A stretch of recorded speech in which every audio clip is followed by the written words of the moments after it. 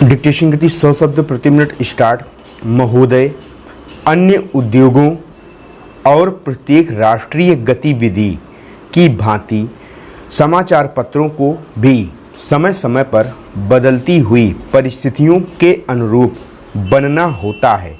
हमारे स्वाधीनता संग्राम के अवसर पर राष्ट्रीय पत्रों ने बहुत बड़ा काम किया, जिसे राष्ट्र प्रशंसा की भावना के साथ सदा स्मरण रखेगा। देश के स्वाधीन होने के बाद से समाचार पत्रों के दायित्व में मौलिक परिवर्तन हुआ है। देश से विदेशी सत्ता के जाते ही शासन तंत्र राष्ट्र के प्रतिनिधियों के हाथ में आ गया। यह स्वाभाविक था कि इस परिवर्तन के बाद सभी समाचार पत्र अथवा उनमें से अधिकांश अपनी नीति पर पुनर्विचार करें।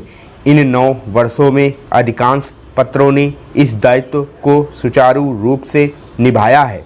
मैं यह प्रसन्नता से स्वीकार करता हूँ कि पत्रों ने राष्ट्रीय महत्व के प्रश्नों पर सरकार का समर्थन कर उसका बल ही नहीं बढ़ाया, बल्कि जब कभी विचार स्वातंत्र्य और सच्चे मतभेद की मांग हुई तो पत्रों ने आलोचना का आश्रय भी लिया।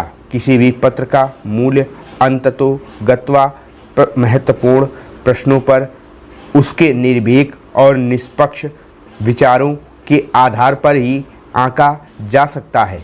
मैं समझता हूँ एक साधारण पाठक की दृष्टि से आदर्श समाचार पत्र वही है जो निष्पक्षता तथा निर्भीकता से सभी उचित बातों का समर्थन करे और प्रत्येक अनुचित कार्यवाही की निंदा करे। ऐसे देश में जहां विचार स्वातंत्र्य की पूर्ण व्यवस्था है, समाचार पत्र ही अपने निष्पक्ष तथा वस्तुगत मूल्यांकन से जनता का पथ प्रदर्शन कर सकते हैं। यह काम उतना ही आवश्यक है जितना जनसाधारण में संवादों का प्रसार करना। भारत में समाचार पत्र उद्योग लगभग 100 वर्ष पुराना है। इस काल में पत्रों ने बहुत प्रगति की है और शक्ति तथा यश का उपार्जन किया है, किंतु जब हम भारतीय पत्रों की दूसरे प्रगतिशील देशों के पन्नों से तुलना करते हैं तो हम बहुत सी बातों में, विशेषकर प्रकाशन संख्या की दृष्टि से, अपने पत्रों को बहुत पिछड़ा हुआ पाते हैं। लघु प्रकाशन संख्या का प्रमुख कारण हमारे देश में साक्षरता का भारी अभाव है। यह हर्ष का विषय है कि कुछ समय से पन्नों की संख्या बराबर बढ़ती जा रही है और देर सवेर उसकी दूसरे देशों के पत्रों की प्रकाशन संख्या से तुलना की जा सकेगी। यह कहना असंगत न होगा कि समाचार पत्र उद्योग दूसरे उद्योगों से कुछ भिन्न हैं। वास्तव में इस उद्योग और दूसरे उद्योगों में यदि कोई सामान्य बात है तो यही कि दोनों ही की गणना उद्योगों में होती है। इसके अतिरिक्त समाचार पत्रों और अन्य उद्योगों में बहुत कुछ भेद है।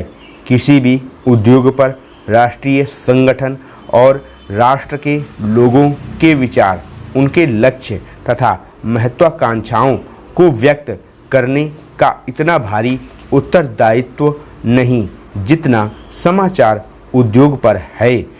पत्रों और पत्रिकाओं का प्रकाशन संसार के सभी देशों में आरंभ में एक साधारण प्रचार कार्य के रूप में हुआ। उस समय यह कार्य आर्थिक लाभ से ऊपर था। धीरे धीरे जैसे पत्रों के पाठकों तथा ग्राहकों की संख्या बढ़ती गई और पत्र विज्ञापन का माध्यम माने जाने लगे। स्टॉप।